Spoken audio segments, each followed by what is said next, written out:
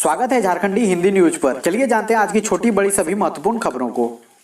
बिहार में विधानसभा चुनाव, लेकिन झारखंड में बढ़ी चौकसी। बिहार में विधानसभा चुनाव को लेकर झारखंड में भी विशेष चौकसी बरती जा रही है। झारखंड से बिहार जाने वाले सभी सीमावर्ती जिलों में चेक नाकों पर पहली बार सीसीटीवी कैमरे लगाए जा रहे हैं। राज्य पुलिस के प्रभारी डीजीपी एमवी राव के मुताबिक सीमावर्ती जिलों से शराब की तस्करी न हो सके, साथ ही चुनाव को प्रभावित न किया जा सके, इसके लिए असामाजिक तत्वों की गतिविधि पर मॉनिटरिंग के लिए सीसीटीवी कैमरे लगाए जा रहे हैं। झारखंड पुलिस के द्वारा बिहार चुनाव को लेकर सभी सीमावर्ती जिलों में विशेष चेकिंग अभियान भी चलाया जाएगा। पुलिस को अंदेशा है कि चुनाव के मद्देनजर बड़े पैमाने पर शराब की तस्करी हो सकती है। ऐसे में विशेष शाखा को भी अलर्ट किया गया है।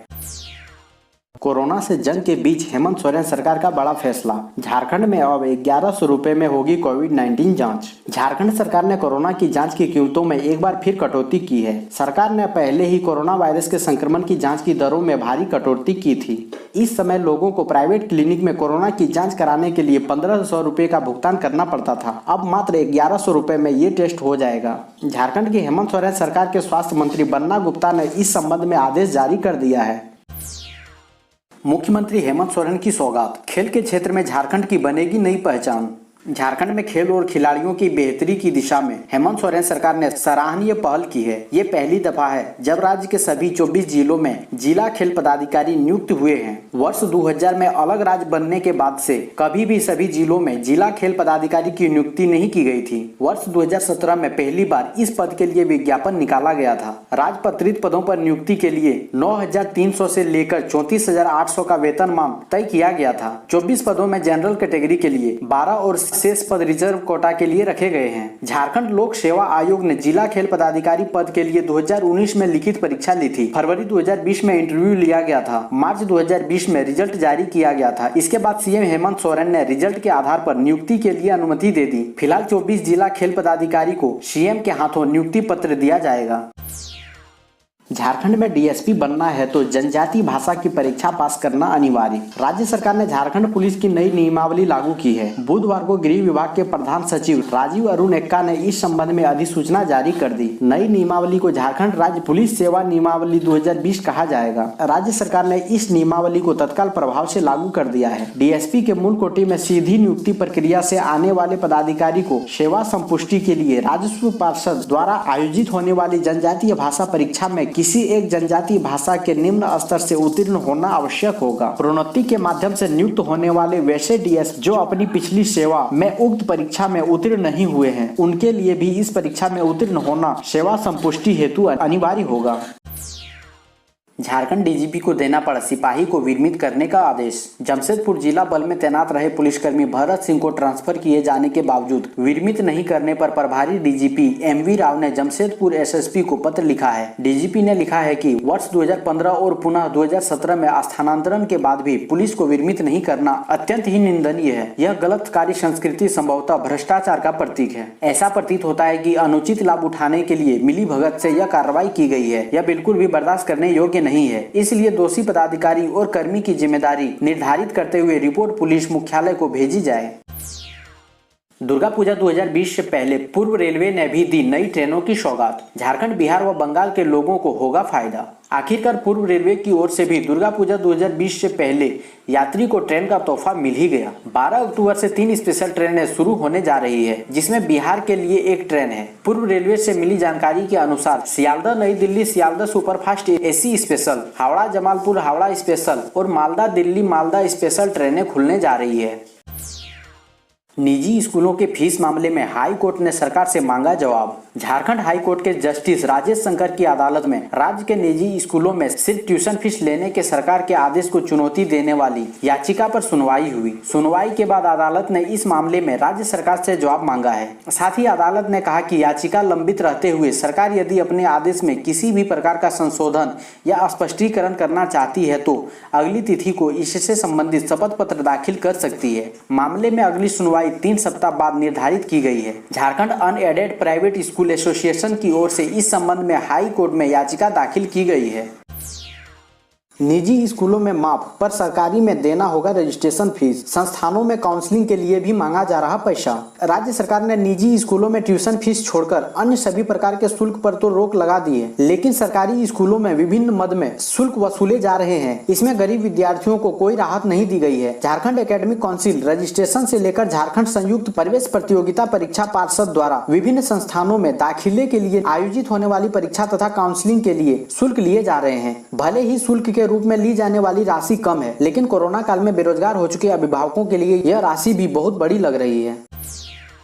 15 अक्टूबर से चलेगी हावड़ा रांची जनशताब्दी और Bhubaneswar Anand Vihar AC special. Railway board ने बुधवार को 39 नई ट्रेनों को चलाने की मंजूरी दी है। इसमें से ज्यादातर ट्रेनें एसी स्पेशल बनकर चलेगी। दुर्गा पूजा, दीपावली और छठ को देखते हुए रेलवे ने 15 अक्टूबर से नई ट्रेनों को पटरी पर उतारने की तैयारी शुरू कर दी है। हर दिन नए नए रूट पर ट्रेनों को मंजूरी दी जा रही है। बुधवार को घोषित नई ट्रेनों की श्रृंखला में धनबाद होकर हावड़ा रांची जनशताब्दी एक्सप्रेस चलाने की घोषणा हुई है। इसके अलावा गोमो होकर सप्ताह में एक दिन भुवनेश्वर आनंद विहार एक्सप्रेस भी चलेगी। 7 नवंबर तक बैंक में जमा करना होगा शुल्क। मैट्रिक व इंटर की परीक्षा के लिए 4 तक होगा online registration. Jharkhand academic council की वर्ष 2021 की मैट्रिक परीक्षा व इंटरमीडिएट परीक्षा में शामिल होने वाले छात्र छात्रा का ऑनलाइन रजिस्ट्रेशन शुरू हो गया है। बिना विलंब शुल्क के रजिस्ट्रेशन 4 नवंबर तक होगा। चालान के माध्यम से बैंक में शुल्क 7 नवंबर तक जमा कर सकते हैं। इसके बाद 300 रुपये विलंब शुल्क के साथ पंजीयन 12 नवंबर तक होगा। जो छात्र कक्षा 9 की परीक्षा में फेल हो गए थे, उनका आवेदन भी इसी पोर्टल के माध्यम से भरा जाएगा। फेल छात्रों को फॉर्म भरते समय ध्यान रखना होगा कि उनका पुनः पंजीयन फॉर्म नहीं भरा जाए।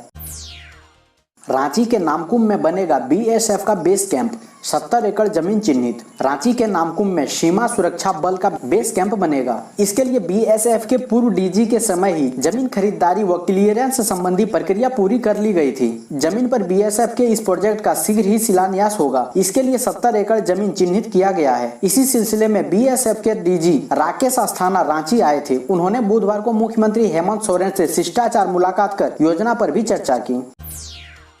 कोविड-19 से बचाव के लिए राज्यपाल द्रौपदी मुर्मू और मुख्यमंत्री हेमंत सोरेन का संदेश। कहा, मास्क और सोशल डिस्टेंसिंग बहुत जरूरी। कोविड-19 से बचाव को लेकर राज्यपाल द्रौपदी मुर्मू और मुख्यमंत्री हेमंत सोरेन ने वीडियो संदेश जारी कर साफ सफाई और मास्क के साथ सोशल डिस्टेंसिंग को अपनाने की अपील की है। राज्यपाल द्रौपदी मुर्मू ने जारी वीडियो संदेश में कहा कि वर्तमान में पूरा विश्व वैश्विक महामारी से जूझ रहा है। ऐसे समय में जब तक टीका नहीं बन जाता है, तब तक हमें 2 गज की दूरी, मास्क, सोशल डिस्टेंसिंग का पालन करना चाहिए। साथ ही समय पर हाथ और मुंह को साफ करना चाहिए। वहीं मुख्यमंत्री हेमंत सोरेन ने कहा कि बैठक में किसी के साथ बातचीत कर रहे हो, ट्रेनों में सफर कर रहे हो, हवाई जहाज में यात्रा कर रहे हो या कहीं पर भी हो, हमें सरकार द्वारा जारी आदेशों का हर हाल में पालन करना चाहिए।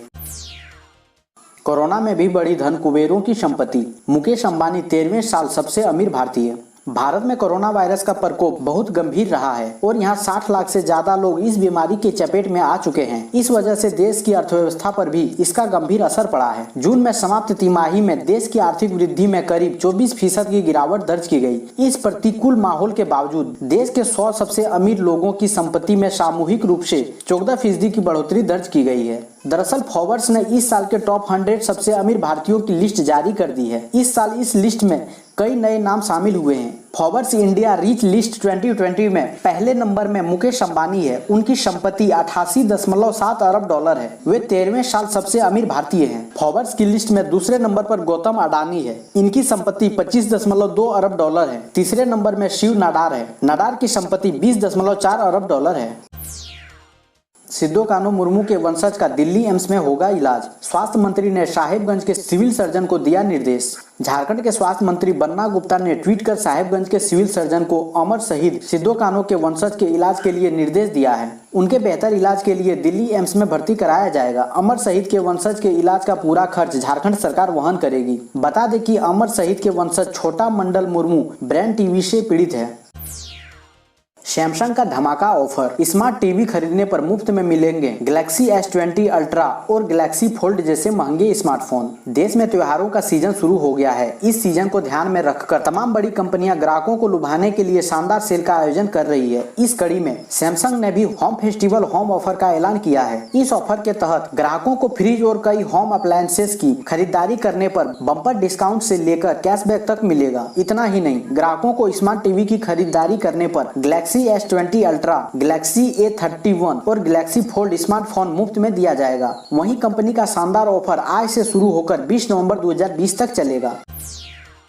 SBI खाता धारकों के लिए अच्छी खबर, डेबिट कार्ड पर मिल रही EMI की सुविधा, कर सकते हैं online shopping. State bank of India के खाता धारकों के लिए अच्छी खबर है। इस त्योहारी मौसम में आपको अपनी खरीदारी करने के लिए कैश बैलेंस देखने की जरूरत नहीं है। SBI अपने खाता धारक को जारी किए डेबिट कार्ड अब EMI सुविधा के साथ दिए जा रहे हैं। इसका फायदा उन ग्राहकों को होगा जो होम एप्लियंसेस या ऑनलाइन शॉपिंग करना चाहते हैं। ग्राहक अपनी खरीदारी को तुरंत किस्तों में बदल सकते हैं। स्टेट बैंक ऑफ इंडिया खाता धारकों को दिए जाने वाले डेबिट कार्ड में प्री अप्रूव्ड EMI सुविधा दे रहा है। आपको यह सुविधा अगर नहीं मिल रही है तो आप इसकी जानकारी बैंक से ले सकते हैं।